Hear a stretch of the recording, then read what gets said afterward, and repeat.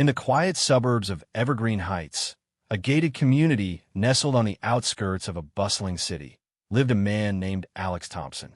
At 45 years old, Alex had spent most of his life tinkering with machines, a passion inherited from his late father, who had been a mechanic in the golden age of automobiles.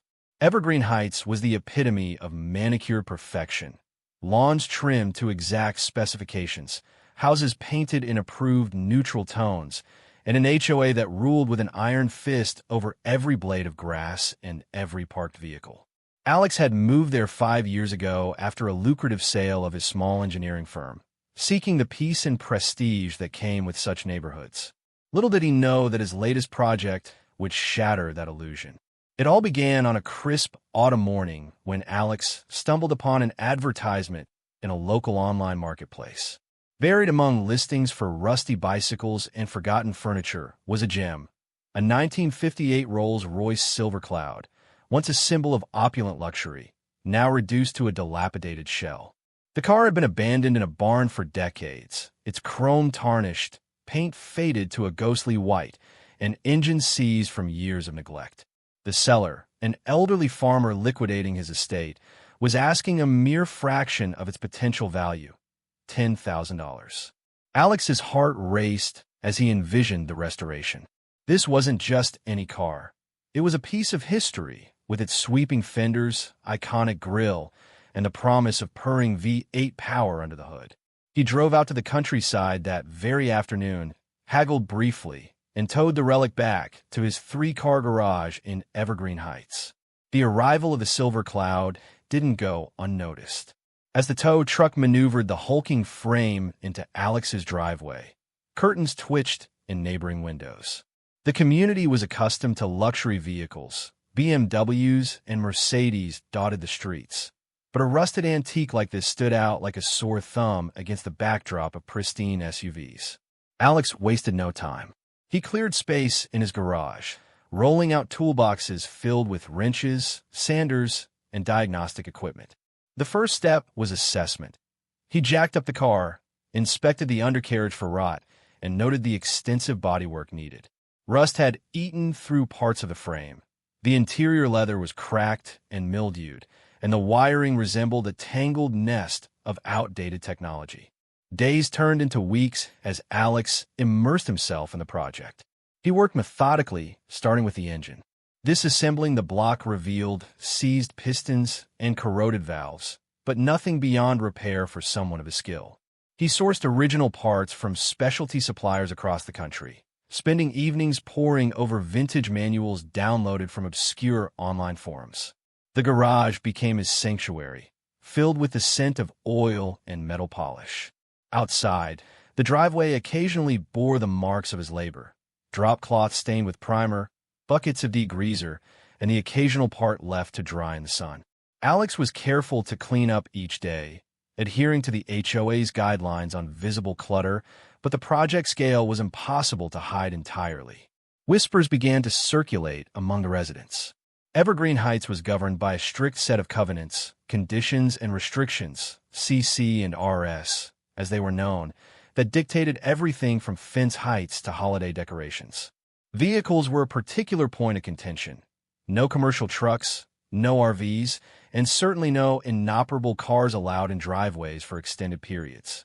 Alex had checked the rules before starting. His interpretation was that as long as the car was being actively worked on and not abandoned, it should be fine. But interpretations varied, especially when enforced by zealous board members. One such enforcer was Margaret Wilkins, a retired accountant in her 60s who lived 3 houses down. Margaret, or HOA Karen, as some neighbors secretly called her, had made it her life's mission to uphold the community standards. With her sharp eyes behind bifocals and a clipboard perpetually in hand, she patrolled the streets daily, noting infractions like overgrown hedges or unauthorized basketball hoops.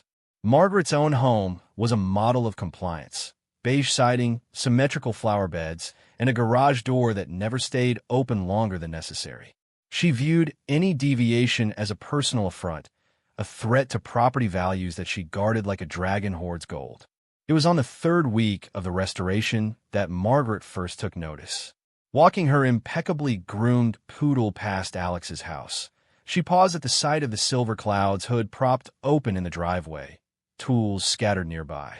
The car's dilapidated state offended her sensibilities. It looked like junk, not the refined elegance the neighborhood demanded. She made a mental note, then continued her rounds, but the seed of discontent had been planted. That evening, as Alex sanded down the body's rusted panels under the garage lights, he remained oblivious to the gathering storm. The project was progressing beautifully, the frame reinforced, the engine partially rebuilt, and he dreamed of the day he'd cruise the streets in restored glory.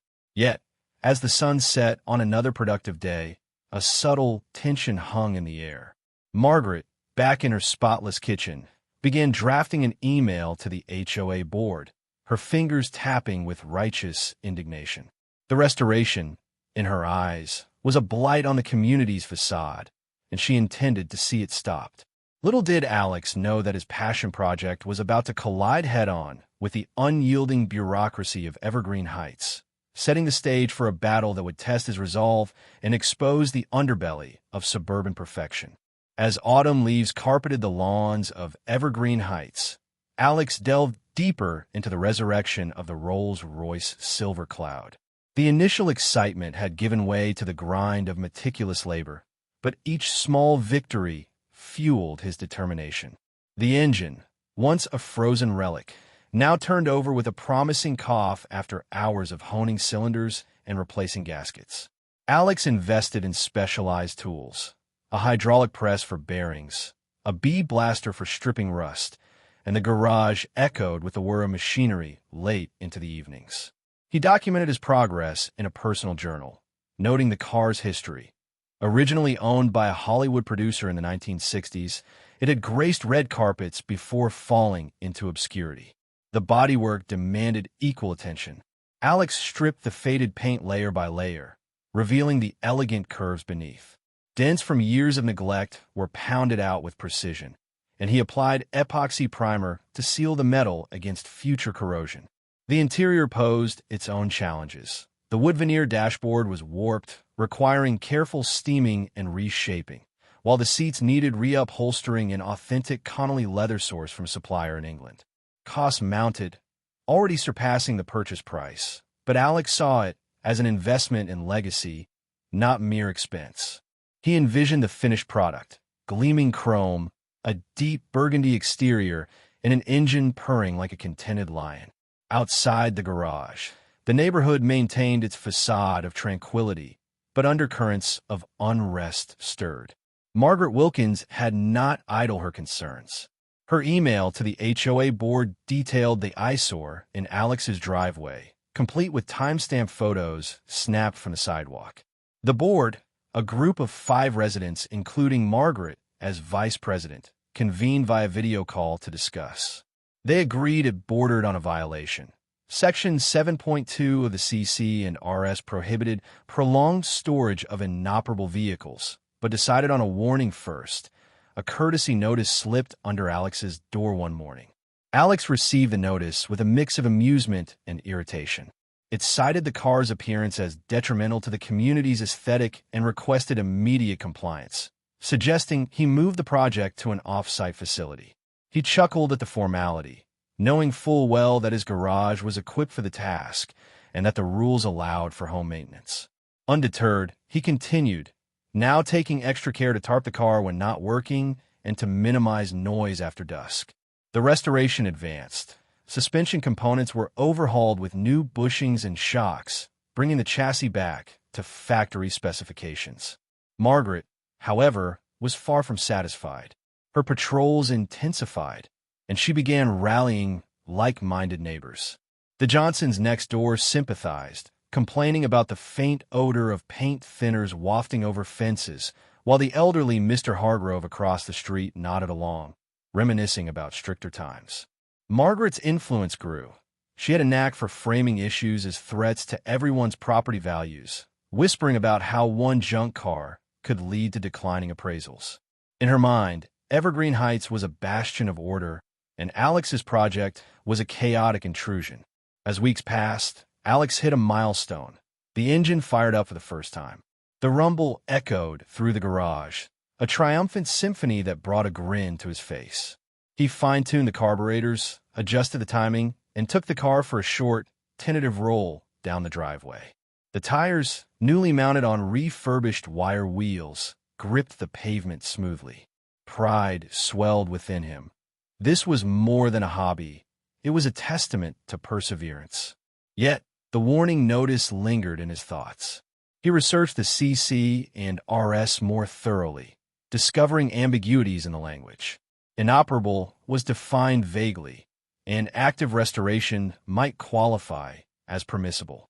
To be safe, he emailed the board for clarification, outlining his timeline and assurances of tidiness. The response was curt. Compliance expected within 30 days, or fines would accrue. Margaret seized on this as validation.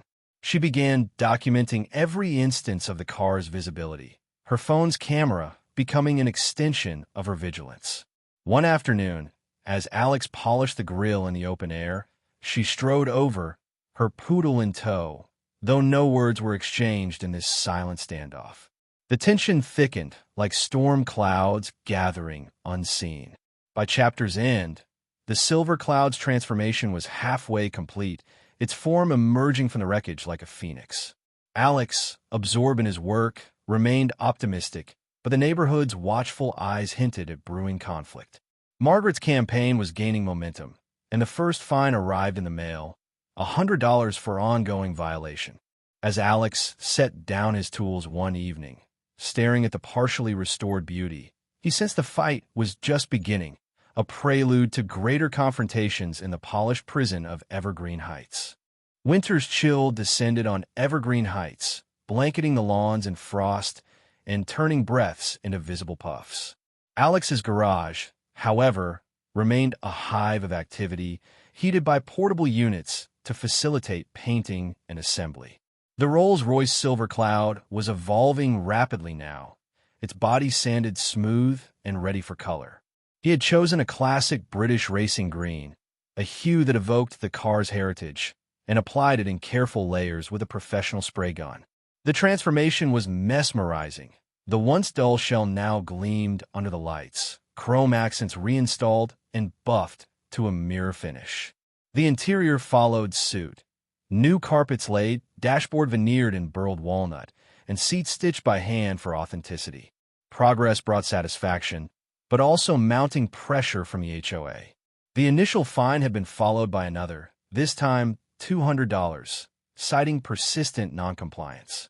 Alex paid them grudgingly, viewing it as the cost of his passion, but resentment built. He attended his first HOA meeting, held in the community clubhouse amid folding chairs and lukewarm coffee. The board, led by President Eleanor Vance, a stern real estate agent, reviewed his case impersonally, reiterating the rules without room for debate. Margaret sat smugly, her notes contributing to the decision for escalated enforcement. Back home, Alex pushed forward. The mechanical systems were next, brakes relined with period-correct materials, electrical wiring upgraded subtly to modern standards while preserving the original aesthetic. He test drove the car around the block late at night, the engine smooth idle a reward for countless hours. Neighbors' lights flicked on during these runs, a silent audience to his defiance. Margaret's vigilance bordered on obsession. She formed an informal committee with sympathetic residents, circulating petitions for stricter vehicle regulations. Her emails to the board multiplied, each laced with photographs and complaints about noise, odors, and the unsightly presence disrupting the neighborhood's harmony. One particularly cold evening, as Alex worked on the exhaust system, sparks from welding drew her attention. She documented it as a fire hazard, forwarding evidence to the fire department anonymously. The HOA responded with a cease and desist letter, demanding the car be removed or enclosed entirely. Fines accumulated weekly now, totaling over $1,000. Alex consulted a lawyer friend who advised challenging the interpretation in small claims court, but warned of the time and cost. Instead, Alex sought allies within the community. A few neighbors, impressed by the project's ambition, offered quiet support. Tools lent here, advice there, but most remained neutral, fearing Margaret's wrath. As snow flurried outside, the Silver Cloud neared completion. The final touches included installing the iconic Spirit of Ecstasy hood ornament and calibrating the suspension for that legendary ride quality. Alex dreamed of unveiling it at a classic car show, perhaps even entering Concours d'Elegance events. But reality intruded when a towing notice appeared on his windshield, courtesy of the HOA's contracted service. He thwarted it by moving the car inside, just in time, but the incident ignited his fury. Margaret, sensing victory, amplified her efforts. She canvassed door to door, framing Alex as a rule breaker, eroding community standards. Her poodle became a fixture on these rounds, a furry accomplice to her crusade. The neighborhood divided subtly. Some saw Alex as a creative spirit, others as a nuisance. By the chapter's close, the car idled perfectly in the garage, a masterpiece reborn. Yet, fines piled up and legal threats loomed. Alex, staring at the eviction notice for the vehicle, realized negotiation was futile. The battle lines were drawn, and as winter deepened, the conflict promised to erupt, leaving the polished veneer of Evergreen Heights cracked and exposed. Spring brought renewal to Evergreen Heights, melting snow revealing vibrant lawns and blooming flowers. For Alex, it symbolized hope amid adversity. The Rolls-Royce Silver Cloud was fully operational now, its engine humming with refined power, body resplendent in green, an interior cocoon of luxury. He took it for longer test drives outside the community, relishing the admiring glances from passersby. Back home, however, the garage served as a fortress against the HOA's onslaught. Fines had escalated to daily penalties, draining Alex's savings. He delved into research, uncovering precedents where similar restorations were deemed permissible under hobby clauses in other HOAs. Armed with this, he petitioned the board for an exemption, attaching photos of the car's progress to demonstrate its non-junk status. The response was denial, influenced heavily by Margaret's testimony at the next meeting. Undaunted, Alex rallied support. He connected with Tom Riley, a mechanic neighbor who had faced HOA scrutiny for his motorcycle collection. Tom shared stories of past overreaches, including a banned garden gnome that sparked a minor rebellion. Together, they formed a loose alliance, recruiting others tired of the board's micromanagement. Whispers of a recall election circulated, targeting Margaret's position. Margaret, aware of the shifting tides, doubled down. She reported Alex's test drives as commercial activity, claiming he intended to sell the car for profit, a violation of residential use rules. Anonymous tips to code enforcement followed, alleging unpermitted modifications. Inspectors visited, but found nothing amiss, much to her frustration. Alex exploited loopholes.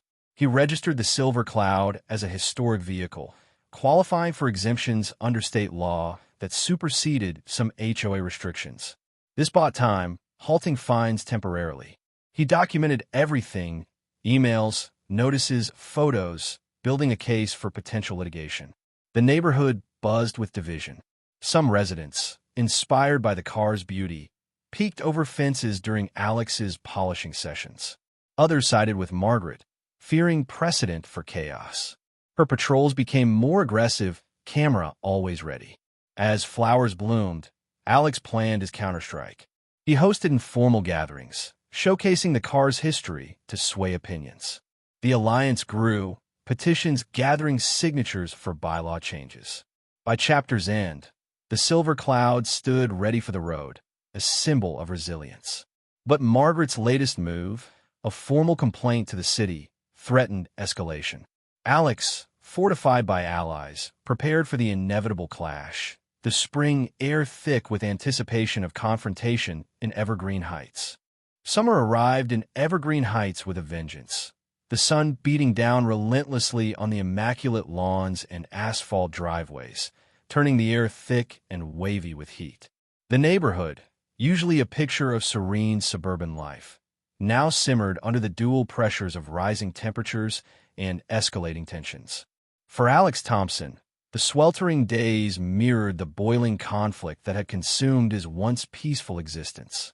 His Rolls-Royce Silver Cloud, now a fully restored marvel of automotive history, spent most of its time concealed within the cool confines of his garage, emerging only for carefully timed drives that avoided peak patrol hours. The car's British racing green paint gleamed under artificial lights, its chrome accents reflecting the tools that had brought it back from the brink. The interior, with its supple leather and polished wood, invited one to sink into luxury, but Alex rarely indulged. The ongoing battle with the HOA left little room for enjoyment. The historic vehicle registration had provided a temporary shield, halting the barrage of fines and buying Alex precious time to fortify his position. His alliance with Tom Riley and a handful of other disgruntled residents had grown into a subtle underground movement. They met in backyards under the cover of barbecues, sharing stories of HOA overreaches that range from banned bird feeders to prohibited porch swings.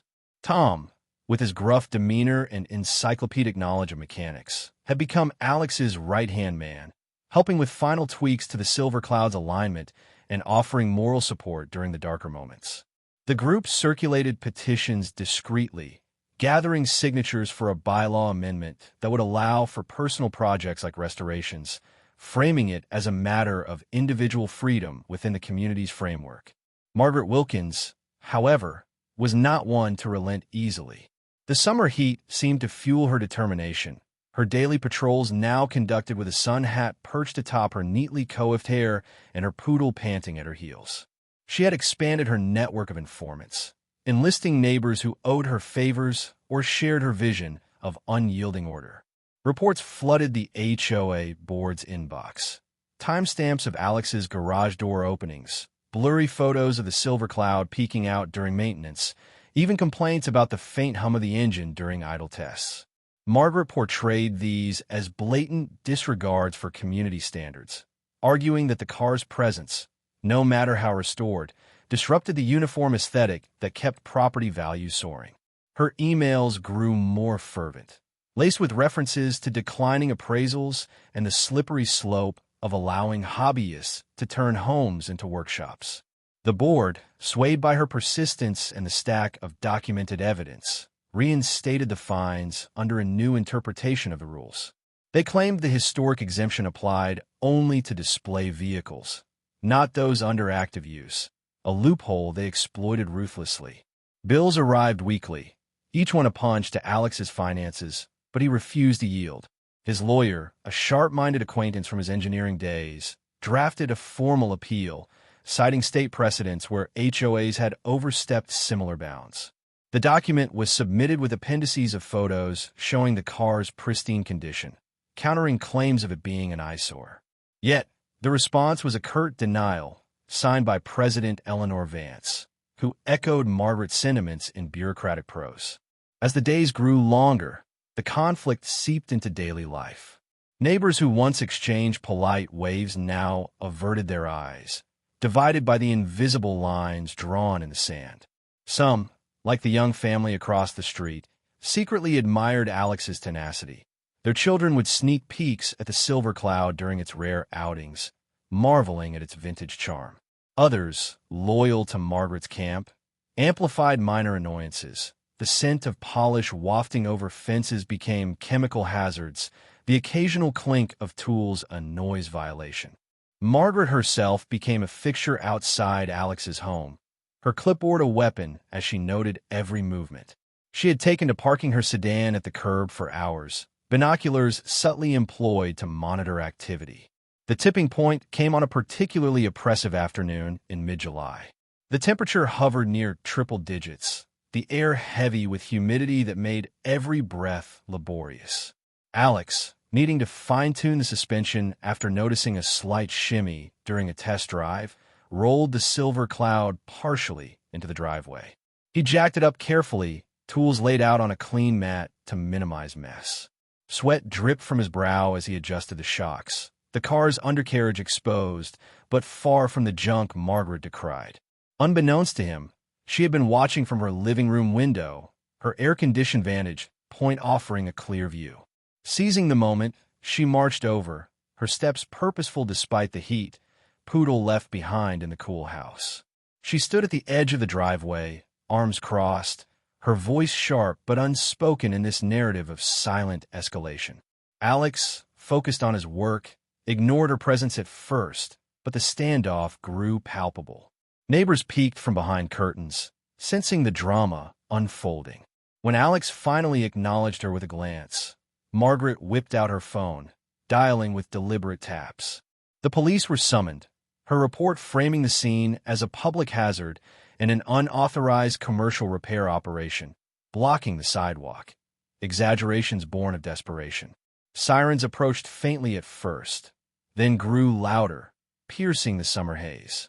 2 officers arrived in a patrol car, lights flashing but no blare, stepping out with notepads in hand. They surveyed the scene, the elegant Rolls-Royce elevated safely, tools organized, no obstruction evident. Alex explained calmly, producing his historic registration and restoration logs to demonstrate legitimacy. The officers, after a thorough inspection, found no violations, no codes broken, no dangers present. They advised de-escalation, suggesting mediation through the HOA, and departed with a warning to Margaret about frivolous calls potentially leading to charges. The incident rippled through Evergreen Heights like a shockwave. Margaret retreated to her home, her face flushed not just from the heat, but from humiliation. Whispers turned to open discussions. The police involvement had exposed her zealotry, painting her as the aggressor in what many now saw as a petty vendetta. Alex's alliance gained traction, more signatures flooding in as residents recounted their own brushes with Margaret's tyranny. The silver cloud, back in the garage, stood as a silent victor, its restoration complete and untouchable in the eyes of the law. Yet, the summer's end brought no immediate resolution. Margaret, stung but unbroken, plotted her next moves, digging into Alex's property records for any overlooked infraction, rallying the board for emergency measures. Rumors spread of her past overreaches, a fined widow for wilted flowers, a harassed veteran over flag displays. Alex, invigorated by the vindication, prepared for the long haul, his lawyer filing for reimbursement of fines and damages. The neighborhood, once uniform in its silence, now buzzed with division, the heat of conflict refusing to abate. As August faded into September, the air cooled slightly, but the embers of war smoldered on. The police call had shifted the balance, emboldening Alex and isolating Margaret, yet the final reckoning loomed. The silver cloud idled in readiness, a symbol of defiance, as Evergreen Heights braced for the autumnal storm that would decide its fate. Autumn returned to Evergreen Heights with a palette of fiery reds and golds, the leaves drifting lazily from trees that lined the perfectly aligned streets. The season's arrival marked a turning point, as if nature itself conspired to sweep away the remnants of summer's stifling conflicts. For Alex Thompson, the crisp air brought a sense of impending closure. His Rolls-Royce silver cloud, now a flawless embodiment of mid-century elegance, no longer hid in the shadows of his garage. Instead, it ventured out more frequently, its British racing green exterior catching the sunlight during leisurely drives around the neighborhood. The engine's refined purr turned heads, not in suspicion, but in quiet admiration from those who had followed the saga from afar. The police incident from the previous chapter had lingered like a bad aftertaste, but it had also ignited a spark of change, exposing the cracks in the HOA's ironclad facade. The neighborhood, once a bastion of enforced uniformity, now hummed with undercurrents of rebellion. Alex's alliance, bolstered by Tom Riley and a growing cadre of residents weary of arbitrary rules, had transformed from whispered gatherings into organized action. They pored over the CC and RS in living rooms lit by laptop screens, identifying loopholes and inconsistencies that Margaret Wilkins and the board had exploited for years. Petitions circulated more openly now, signatures mounting as stories of past injustices surfaced, a fined artist for garish mailbox art, a penalized family for a trampoline deemed a liability eyesore. The police call had been the catalyst. Neighbors who once feared reprisal now shared their grievances, realizing Margaret's tactics bordered on harassment. Her anonymous tips and relentless documentation were reframed not as diligence, but as bullying. Margaret herself felt the shift acutely. The summer's humiliation had left her isolated. Her once authoritative patrols now met with averted gazes and closed doors. Her poodle, ever loyal, accompanied her on increasingly solitary walks, the clipboard in her hand feeling heavier with each unanswered complaint. She doubled down in desperation, flooding the board with motions to reinforce vehicle restrictions and even proposing surveillance cameras at key intersections, a move that alienated even her staunchest supporters. Eleanor Vance, the HOA president, began distancing herself, her emails growing terse as the backlash mounted. Margaret's home, once a model of compliance, now seemed a lonely outpost, its windows dark earlier each evening. Alex, fortified by his vindication, took proactive steps. His lawyer filed a comprehensive claim against the HOA, seeking not only reimbursement for the accumulated fines, now totaling over $5,000, but also damages for emotional distress and defamation. The police report from the false call served as key evidence, highlighting Margaret's misuse of emergency services. Alex documented everything meticulously, timestamps of her surveillance, witness statements from neighbors who had seen her lurking, and even records of her own minor infractions, like an unapproved holiday wreath from years prior. Hypocrisy became the weapon of choice, and the alliance wielded it effectively. The climax arrived with the special election, forced by the petitions that had garnered over 60% of the community's signatures, a threshold met through tireless door-knocking and social media campaigns within the neighborhood's private group. The meeting was held in the clubhouse on a chilly October evening, the room packed with residents bundled in sweaters and scarves. Folding chairs creaked under the weight of anticipation as ballots were cast anonymously.